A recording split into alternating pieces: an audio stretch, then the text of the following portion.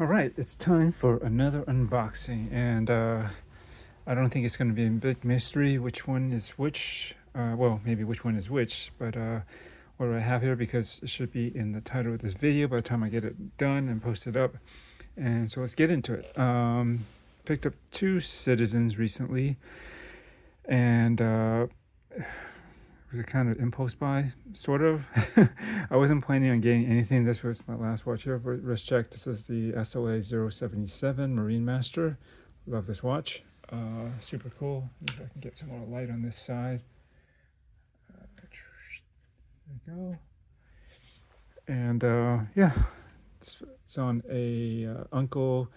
It's got a recreated strap from Seiko, the one that they used to make. I mean, there's a couple of straps that look like this, but this specific style, I guess, is the GL-831, if I got the reference number for the strap style correct.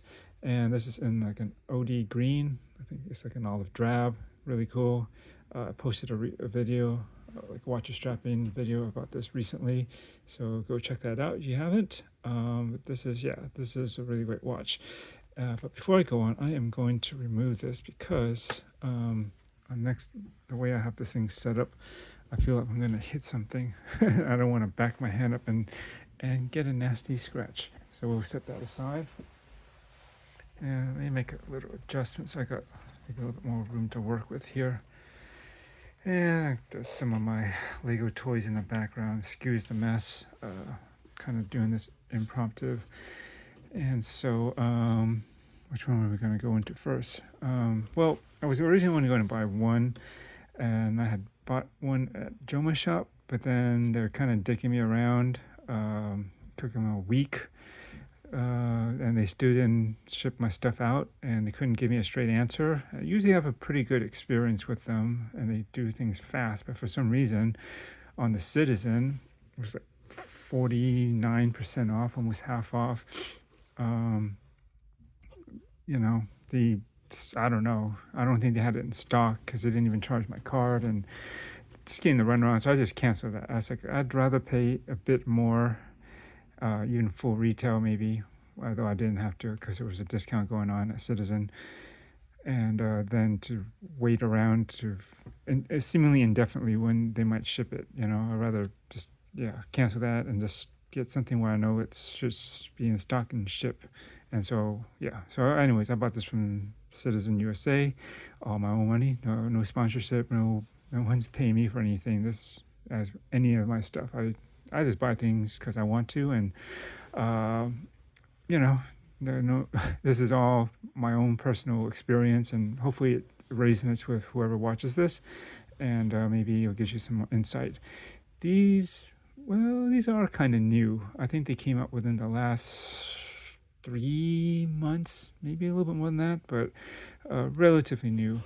So this one is a Tsuyosa, and we'll do that second because that's the one I kind of bought at the last minute. Like I was looking around, and then for some reason this one caught my eye, and so I said, and then I thought about it, and I just looked at the video reviews, what's out there, and I said, you know what, I kind of like this, and I'll go into why I got that.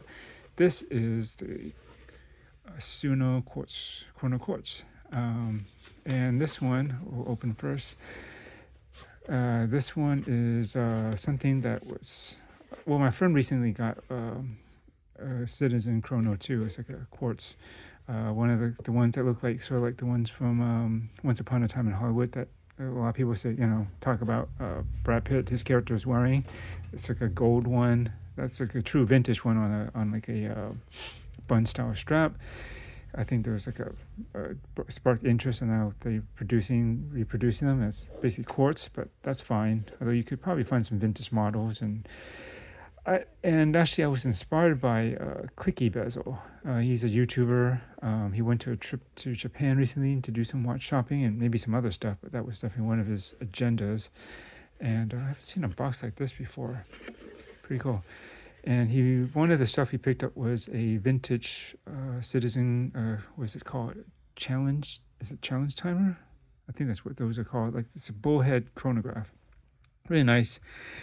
I'll ask his permission, and if I can, I'll put a link to that video where he was doing some shopping and the few things that he picked out, including that vintage citizen bullhead chronograph. And I said, that looks good. And then I looked, and by chance I just remembered and looked and saw that they have a kind of a reissue of it, and that's what we got here. And ta-da! Yeah, so this is not exactly the same, but it's very, very close. I think the dimensions are near identical to the vintage version. I've been checking it out and checking out the measurements. There's a few things that are different. Obviously, that was mechanical. And what's cool about that vintage one is actually a flyback chronograph, which I've never seen, especially the prices you can get those for. They're not actually all that expensive from what I've seen. I think they can be had for under $1,000. Kind of that 700-800 range, more or less, I think, from what I quickly searched. If you want a decent example. Now, the only reason why I didn't go for that is, one, I didn't feel like spending that much money at this point. I'm trying to save up for some other things and kind of level out my collection for now. Kind of in a holding pattern, but obviously I kind of didn't hold completely. But if I'm going to spend, make it not that expensive and somewhat worthwhile. And this seemed like something that would be pretty cool. But what I was saying was the vintage version, it's a flyback chronograph. It doesn't have this, let me zoom in, it doesn't have this sub-dial here. What sort of does, it has a black spot, but it has like a vertical day and date, similar to what you might see in some of the vintage Seiko chronographs that might have that. As the bullheads are as well. They I don't know, but then that's a different movement. As far as I know, none of the Seikos have a flyback feature, like a true flyback, not just like you stop it and then you reset and it flies back. That doesn't count. When you talk about a flyback chronograph, it's that when you start the chronograph, this isn't one. This is a quartz one. So this one ticks, right? But it would just go, of course, more smoother with the mechanical. But just imagine, and then what you would do is instead of stopping and then resetting, you just automatically reset it, and then it'll fly back instantly, and then it'll keep going, start up again without you having to, push the A button again and start it over. So that's what it's good for, like instantaneous, like reset and start to time. When timing things are critical, where you can't really take the time to even a couple of seconds off of just having to stop, reset, start again. That's like almost 2 seconds. Could throw off your whatever you need to time that needs that. But anyways, I thought that was pretty cool. And also on the vintage version, the way you set the date, it's pretty unusual. I mean, like the Seiko, I used to have a Pogue. They had a crown on the side. It wasn't a bullhead. That was a different vintage Seiko chronograph. If you know the Pogue, 6139, I believe. I got the reference correct. I had a silver one. Look back in my old videos. It's been a while ago. Actually, the time teller, Jory, he actually ended up buying it for me. He said he was interested in finding one, and I happened to was thinking about selling it, and I told him, and then he was interested. He checked it out. I showed him some stuff, and then he was good with the price and the condition and everything. As far as I know, he's still the owner of that, my silver dial, 6139. That one was pretty nice, but anyways, but what was I saying? Yeah, but with those Pogues, you would have to push the crown in, like a certain, like lightly would change the date, and like you push more deeper, like harder pushes, it would change the day and the date as well. I forget, but one or the other. Like that's how you alternate changing the date that was on that chronograph. And on the Citizen, the one that's kind of like that looks like this, and maybe the other ones are more rounded, like the one you see Brad Pitt wearing. I think they also have like a date in here too. They don't have like a chronograph sub-dial like this does here. But what you would do is, I think you pull the crown out, and I think one of them should, if you turn it, it might change the date. And then if you push one of the chronograph buttons, actually it will change the day, or one or the other, something like that. I forget exactly which one does what, but if you go look it up, Google it, or YouTube search it, and I'm sure you'll find examples of how they show how that actually works. It's pretty neat, and I thought that's a very interesting watch. Besides the design, just the way it works. So this one, it's not a flyback. Yep, you just have to push it. There's no click. It's not like a Mecha Quartz where it's partially mechanical in the chronograph part. That's all right. Why I didn't go for like a Seiko, speed timer, like those new ones that they've had recently. Most of them are solar quartz, if not some Mecha Quartz, which is, not solar, just battery power. But either way, I can't stand the 24-hour subdial. It's such a useless, like a filler feature. I used to try to get past it. I've owned Mecha Quartz with that 24-hour subdial, but I can't look past it. It's just such a useless feature. It's like it's trying to fake being a chronograph, but okay, we don't know what to do with this. We'll just throw in a 24-hour thing in here just to fill it and make it look like something that might be, something that a chronograph might have, other than the fact that it's 24. They don't have 24-hour, registers like that.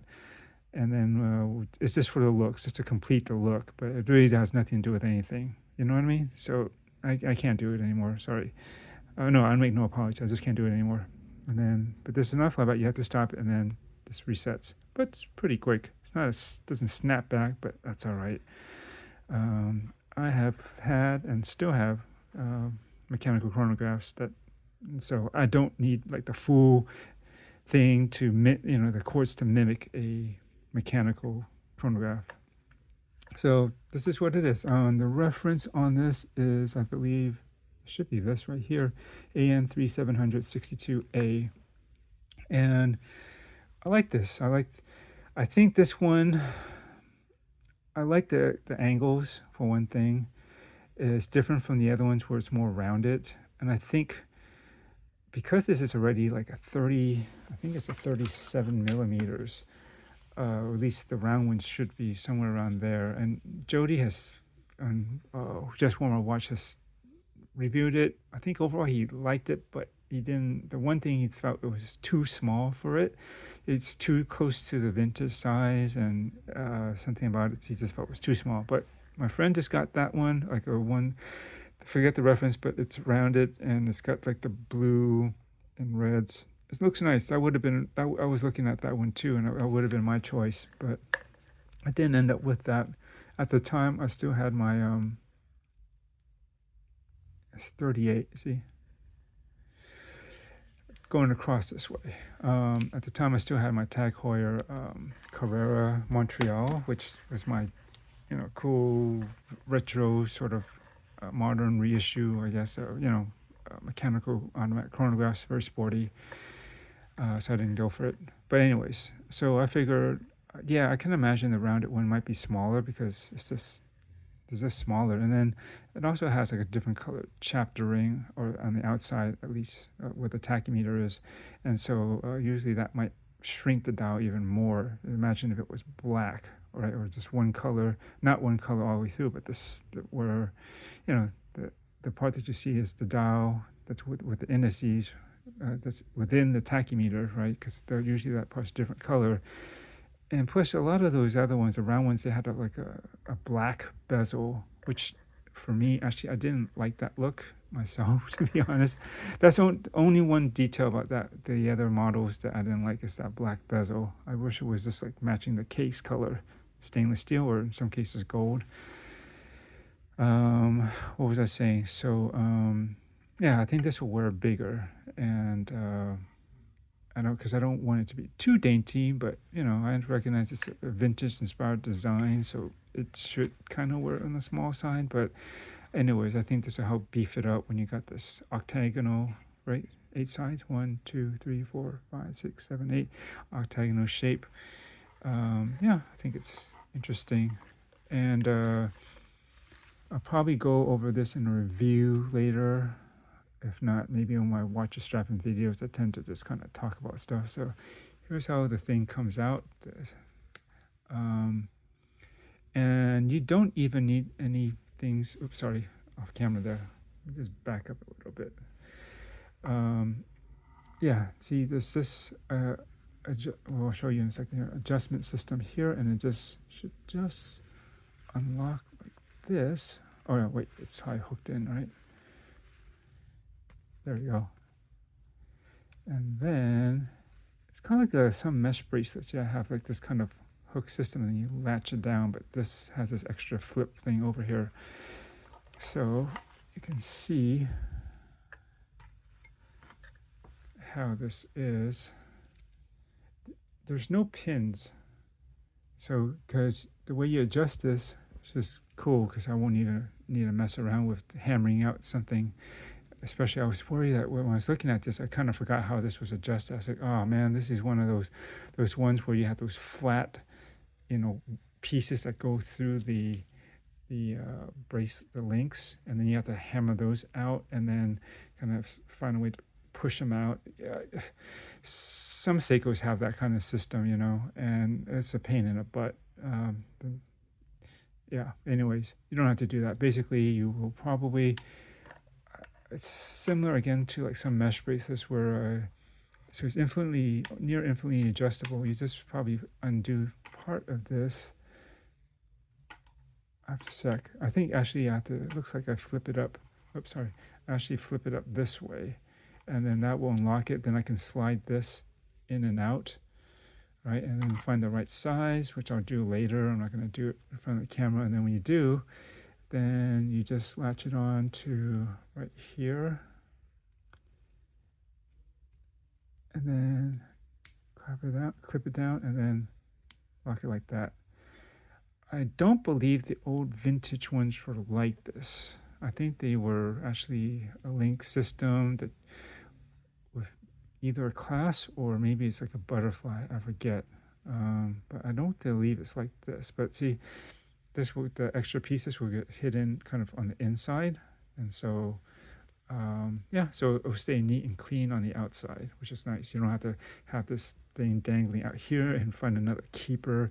Yeah, that wouldn't work too well. This just gets neatly tucked inside here, and your wrist will just kind of press down on it as you're wearing it, so it's not going to go anywhere. It should be a snap case back. Yeah, so that's to be expected mostly with batteries, and this is not high water resistance. I think it's 5 bars, so 50 meters. Good enough. I'm not too worried. I mean, it's not going to go swimming, but with this, but I think even 30 meters will suffice if you get it wet. Just don't activate the pushers or pull on the crown, and the crown should be just a push and pull. It wouldn't be a screw down, no, because I can still turn it here. And well, let's just kind of briefly get a quick look of it on my 7-inch wrist. Let me just back this up for just a second so you can see how this would go on.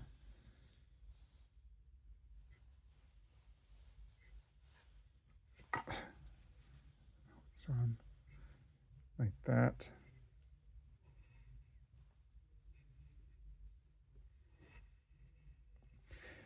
The thing about these bracelets, though, because it's an open system, you gotta be careful when you try to put this on, because the watch could obviously, as you're trying to get this thing to hook onto this part and secure it, the watch head could potentially just slide off your wrist, right? Either this way or whatever, however you got your wrist angled.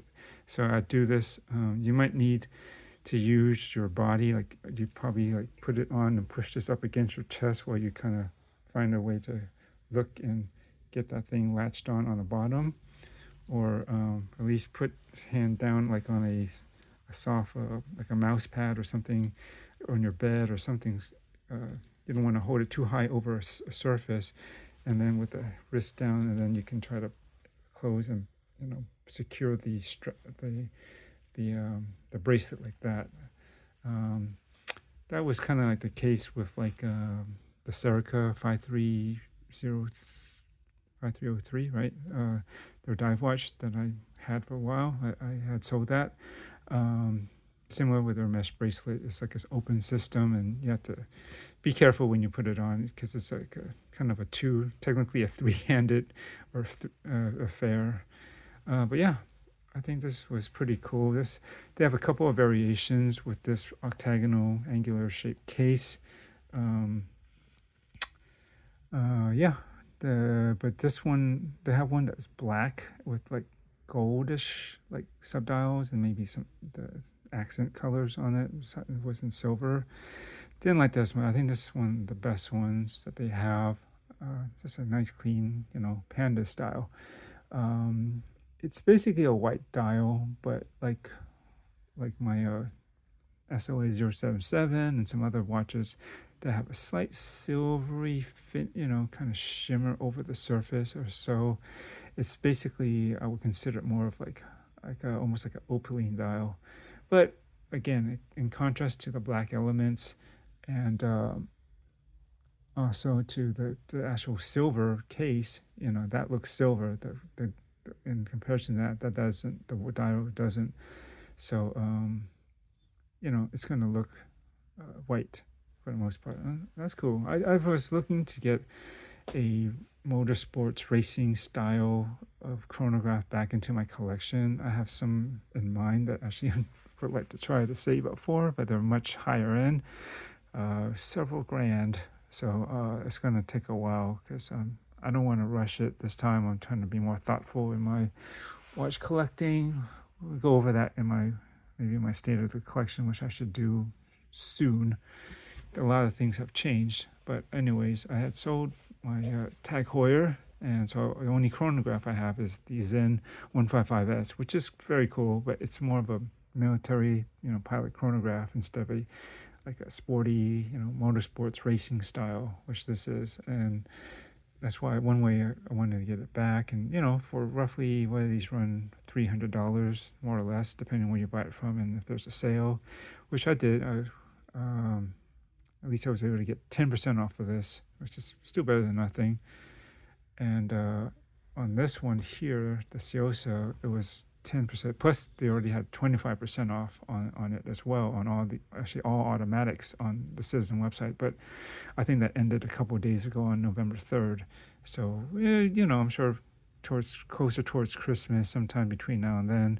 This is around early-ish November. There's still time. They could probably have some more sales later to promote. People want to sell. It's that time to buy and shop. Just to be real brief, besides the date being different, and the date here is at kind of at I guess you would consider it the 445. Too bad it's not more center between the indexes, but I'm okay. I still can make out that last minute marker there that it's slightly cropped, but it's still there, so I can read it. Even at actually sorry, the last two, I guess, at the 23 and 24. It's just right there. But yeah, I don't mind if it's inconspicuous. I don't need a date frame around this type of window. I don't need anything fancy and, to draw too much attention to it. It's there, but just barely. It mostly disappears. The rest of it is busy and stand out enough where that mostly disappears, kind of goes to the background. And that's fine with me. What else can I say is different besides that day? Obviously, the movement. The bracelet is different than the past. They used to have a different style that has kind of went down like this, and then it went down and then back up, so that it wasn't just like a straight across. I wish they had stuck with that. And also, that bracelet, it actually flared out a little bit wider, and then it tapered in, so it kind of filled out, more that part of it. I was thinking of getting the vintage bracelet to try and put it on here, but when I was comparing them, I don't think it'll work. I mean, either if they're supposed to be both 18 millimeters here, and that is 18 millimeter straps that it will take, the way it flares out, it looks like the amount of space that's right outside of the lug opening, I guess, right? How thick this part is. It seems thicker on the vintage model, closer to how it looks like here. See, so if I got that and it flared out, it might meet this side more like that, but I'm afraid that if I got it and I got this side, I don't know, maybe I have to see not just this straight edge here, but the actual, like, how far it comes out here, like right about there. Maybe it might work. I don't know. I'll think about it if I really want to bother switching to that other strap. Let's see. Is this for my greasy hands?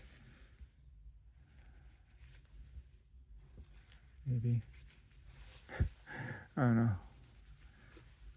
But anyways, what else can I say about this? It's brushed here. It's got some high polish. Oh, you'd have to look closer, but the thing different is the spacing of the subdials compared to the vintage ones is a little different. I think either the subdials are a little larger or they're spaced out more towards the outer side, because I see that these sub registers are out enough where it's in line with this circle, I guess, and that those markers there are covered up. You don't really see those on the vintage model, so that's a little bit different. And also, you can't see here, but you see how there's that ring that goes around here between the tachymeter and I guess the main dial, the minute markings. See how if you look closely, it's actually like two circles, right? Or is it technically three? Yeah, you can see there's like 1, 2, 3 like lines. And then if you look at the vintage model, it actually has these really fine micro like hash marks that look like, you know, like the minute markings, but they're a lot smaller. And so they used to like show like, I guess, milliseconds or whatever the smaller units of, that might be between the seconds would be. They changed that little detail, which is fine. Those are so small and fine anyways.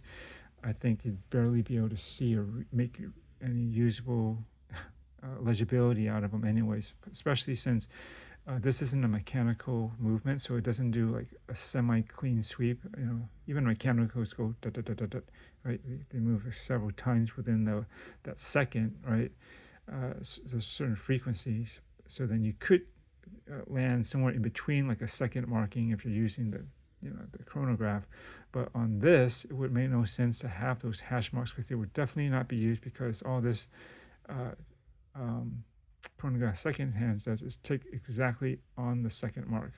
So it wouldn't be of any use to have had those little mini or micro measurements between the seconds. And that's all that I can think about. Everything else seems like the way the case is designed, the style of the pushers, and maybe the crown on the vintage one is slightly different, but overall a pretty close, relatively faithful reissue or recreation, a modern one of the vintage model that they have. I don't have the reference off the top of my head, but I'll probably have it kind of in the description somewhere as I'm writing something up about this. It's getting kind of long, so we're going to move along to the other unboxing. This is for the Tsuyosa. And this one, let me back up a little bit. Also, like I was just looking, I always thought the Tsuyoshas were pretty cool. And they've made many since the first ones that started to get introduced. Apparently it was mostly a Japan JDM thing, I think. Only they really weren't in the US, and then some people started to notice them and said, some of the YouTube channels, and they kind of brought it forward, and I think they started to say, oh, well, like, people are expressing interest in this, and so we'll bring this to the US market, I guess. I don't know the full story, but that's kind of how I kind of I think saw the order of events and how this came to be, and more available now. And there's so many versions. There's like a titanium version, there's the guilloche dial with the small seconds version. The crown position might also vary. They're not necessarily always at the 4 o'clock-ish position, but this is this one I wanted something that, to be honest, I like them, but then the style of watch is still pretty safe and conservative for the most part, minus maybe what dial color you get. And so I felt like it wasn't always something for me, because I like to have something that's different, hence a bullhead chronograph, and some other pieces that I have. I don't know. It's like I feel like my Seiko diver isn't like, or for Seiko fanboys, maybe it's nothing too radically different, right?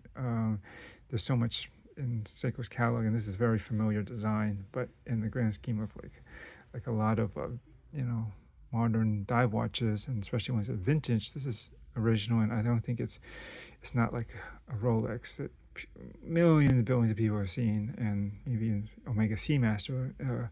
I feel that Seiko is a little less mainstream compared to the Swiss brands, for instance. My Zin in general is not exactly mainstream either, but for us enthusiasts, we know about those. So anyways, but when I saw this dial, I was like, okay, this one looks special for sure, and we'll just get right into it. Ooh. This is a relatively new line of colors, and I don't even remember what the name of this line is. It's like color palette or something like that, and they have besides this, they have two a little bit more conservative colors. They have an ice blue, which actually looks pretty nice, and like a black. I think it's even a matte black dial. But if you can see, well, that dial is going to be the main eye catcher here, but I don't know. Let me see if I can zoom up. If you look closely at the indices, zoom up here, they are actually different colors, like around the frame. You can see this one's more orange, this one's gets to be more pink or red, right? And this goes into yellows up here, and I think there's greens. So you can see also the little minute markings or seconds markings, however you want to consider those ones in between the markers. They correspond with the nearest color that is framed around both the long indexes that are applied there, as well as it's going to be really hard to see, but I believe it's around even those small, the box at the end of the markers. Because if you look at the black version particularly, you can really see the contrast there, and then the colors will really pop off of that black. You can see what I mean. Over here, because of the dial, it's got a lot of colors already, and also, so then, yeah, you may not see it, but it is there. And I think, look at it under certain lighting, it'll really show up really good. And this is what they call I think they have a couple names, but I seem to recall most people refer to this as the Spectrum Dial, because it sort of like goes through the full spectrum of colors. Like there's violets, there's blues, there's purples, there's reds, there's yellows, there's greens, and things in between.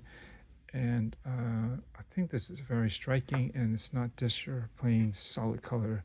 Although I was tempted to maybe go a little safer with either the ice blue, which is nice. It's like a nice ice blue. It's not Tiffany blue. It's like an ice blue, like a silver metallic. It's got this vertical brushing on it, and you see these colors around that dial. It's actually, but because they're just only on the outer frame, and you catch it at certain angles mostly. It's very subtle, but it's kind of a nice touch to just have that extra bit of color around the perimeter, and doesn't stand out too much, but it's different, and with a solid dial color. And then the black is just a matte black. There's no brushing, I believe. And that one, obviously, because it's black, those colors will be even more evident because there's higher contrast there. But I was thinking, well, if I'm going to do something, and I wanted to stand out, really, why don't I just make sure it stands out? And so I went with this version. This was the one that caught my eye the most. And also, the black version with the way it has it colored around it, it reminds me too much of a watch I had, which was the Seiko 5 limited edition with rolling blazers. It was their second. Was it their second edition? No. Well, technically, yeah. They did a like the the dive watch version first, and then the following year they did the one with the Dress KX. Had the black dial with the the different colored indexes.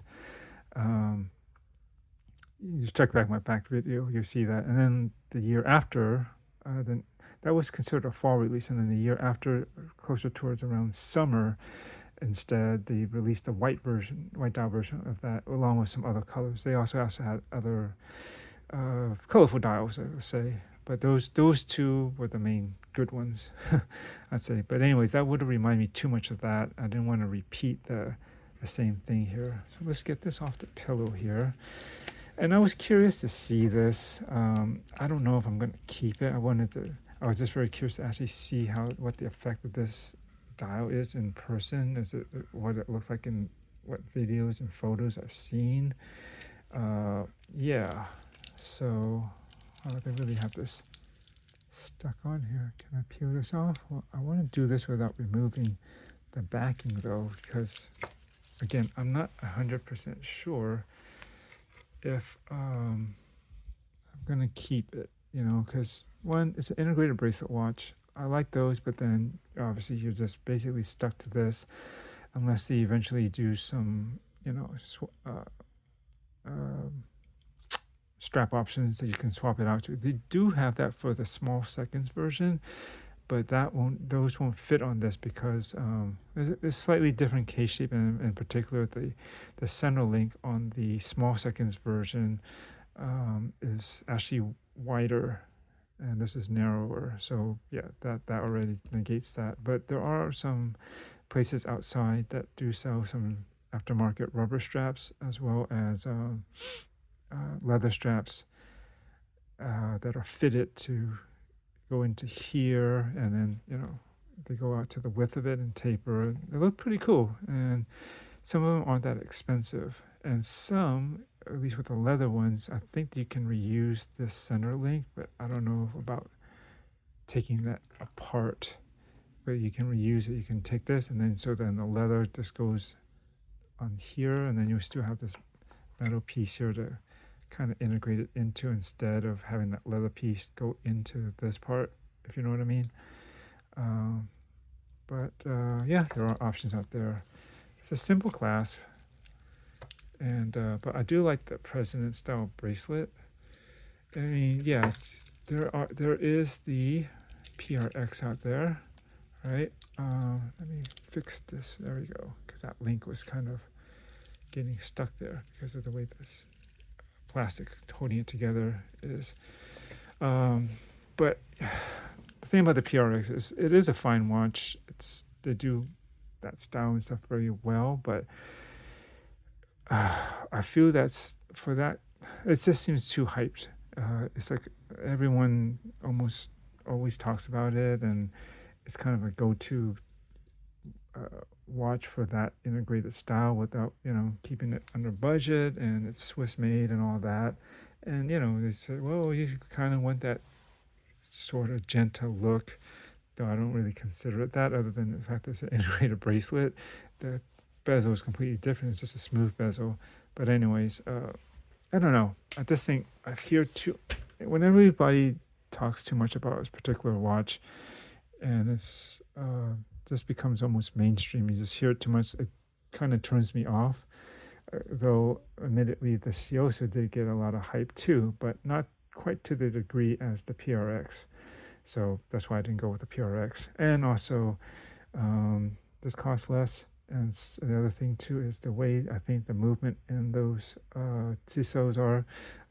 You really can't. If they're going to be off the way I think they're laser adjusted or whatever, they don't have a traditional way of regulating the watch, I think. So, which I like to do with almost all my watches. If they start to go off, I'll open it up and I'll tinker around and I'll get it up to my specs, and it usually gets pretty accurate. But I won't be able to do that with the the Tsuyo, with their Powermatic, I think 80 movement in there. But this has the Citizen or Zelda, basically like an 8000 series, but it does have hacking and hand winding. So it's the newest version, I guess, of the 8000 that's been updated. So it has more features, and we'll see how it get along. It should be here. It's It's not a 9000. This is the first 8000 as far as I'm aware of that I've ever owned and may own. I'll see if I keep it. This I gotta feel this out. But yeah. Anyways, I like the fact that this kind of gives me a slight. Let me get my arm around this side. Gives it a bit of a oyster quartz vibe. Which, it looks a bit date just like, but then you look at the fact that it's integrated bracelet watch. Yeah, that fits my 7-inch wrist seemingly pretty good. But I think it has more of a oyster quartz look to me, just the way the indexes are, and it's sort of rounded but with a bit of an angle to it. And the crown isn't at the 3, it's more at the 4, but that's all right. It is a small Fitly crown, but I'm not too concerned about that. Just shake it to get it get it wound up instead of trying to do this. And other than that, you should be able to pull it out okay and set the time and all that.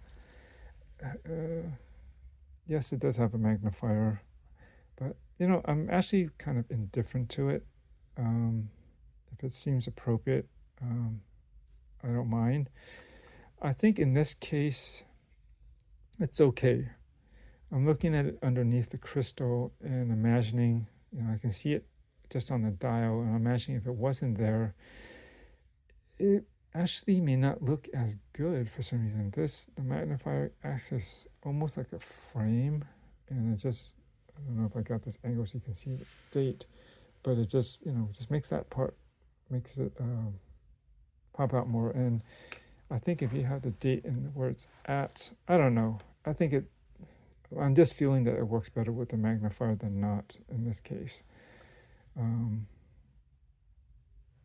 Yeah, I think this is pretty good looking, but I have to feel it out, see if it's sitting right, because integrated bracelet watches, the problem is sometimes the way this gets a bit wide, the bracelet needs to get wide to float into the case, right? And a lot of times these type of watches tend to be really flat and angular, and that plus the fact that they're wide here, it may sit kind of weird coming off of there. And also overall it looks bigger than other watches that aren't integrated like this too, because obviously you're wider than your normal bandwidth, right? This is not 20 millimeters, it's probably at least 24 or so, which could seem kind of big for this is a 40 millimeter watch. I think if it was down to a 38, that might be slightly more ideal.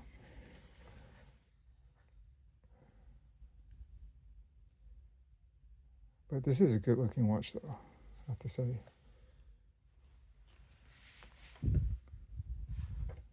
Because everything that I have also is very monochromatic at this point for the most part, right? My Zen 155 is all black with the white markings, or, print, whatever. My SLA 077 I just showed, I got, is basically white and black. And the watch that I have is, well, maybe that one over there, that other Citizen, is white and black. And only other one that has a slight hint of color is my Tag Heuer Arc Eraser Solograph. But, titanium is gray, the dial is gray. Indexes, I guess, has white on them, and the only accent has that polar, like light blue color on it, but just a little bit of it. So it's not like it's popping too much. And so I figured this would be a cool way to add some color back into my collection. A bit of fun. I don't know if I call this necessarily wild card-ish, but I don't know. This looks good to my eyes. And I have this thing with rainbow or colorful dial watches. I don't know what it stems from. I do think maybe, possibly, there was a AP Royal Oak. It has like an iridescent dial. It's like made out of, I believe, black ceramic. 34 millimeters. I do believe it was primarily marketed for as a ladies watch, but a guy can wear 34 millimeters. and in an integrated bracelet style watch, it actually will wear slightly larger too, I think. But it being black, it could also look small. But anyways, that dial, the way that iridescent effect was over that hobnail style of that the AP Royal Oak has, it looked really attractive. And I tried to do something like that, just some bit of rainbowish color. I had an Orient, like a rainbow disc dial watch. At one point, it was really quick. I don't even think I bothered filming it. It looked cool, and I got it. It was kind of cool, but I just didn't gel with it for some reason. So I pretty much returned it pretty soon after I had it. I didn't bother getting too much into it. Then I've also had the Zodiac, Super Seawolf, the rainbow one. That was quite colorful.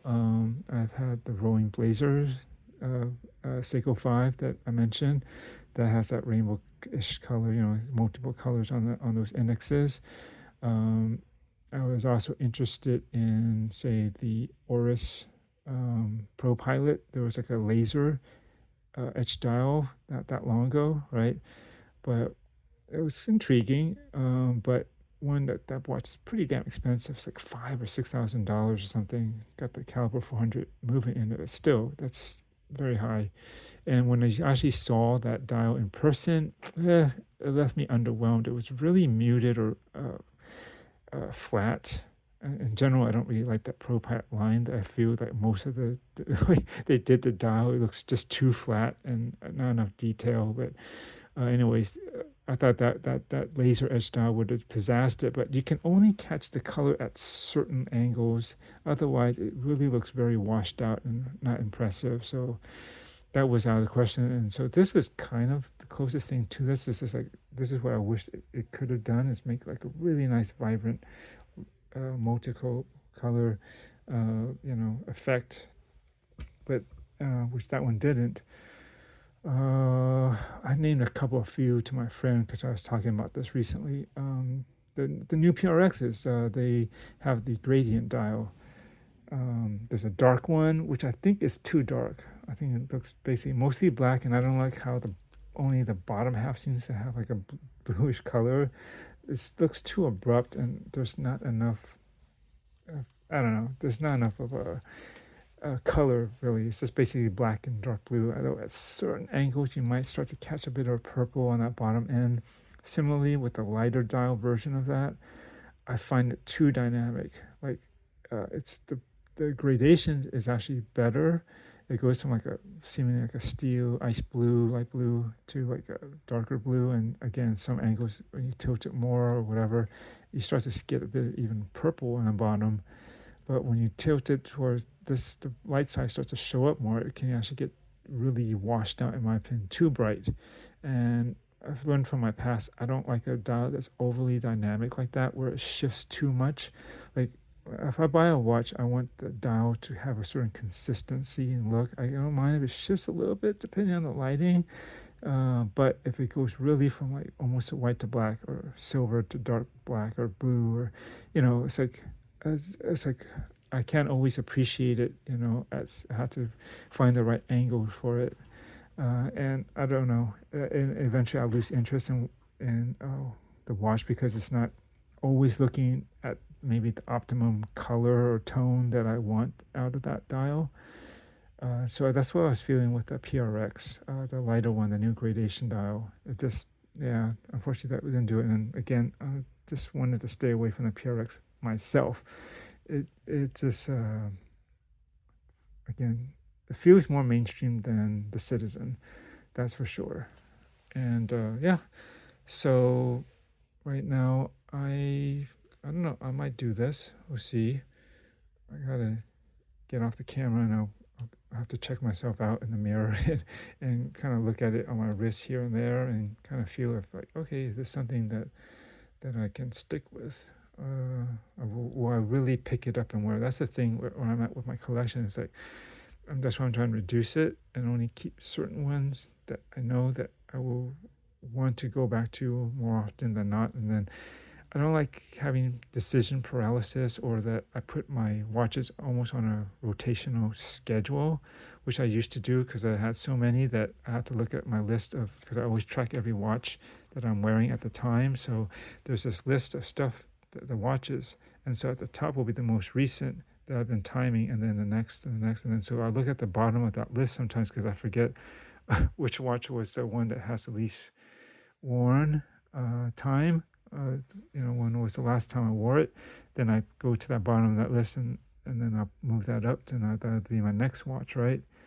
I think that's how it works. Yeah, or does it go like it's the one directly below it that was the oldest?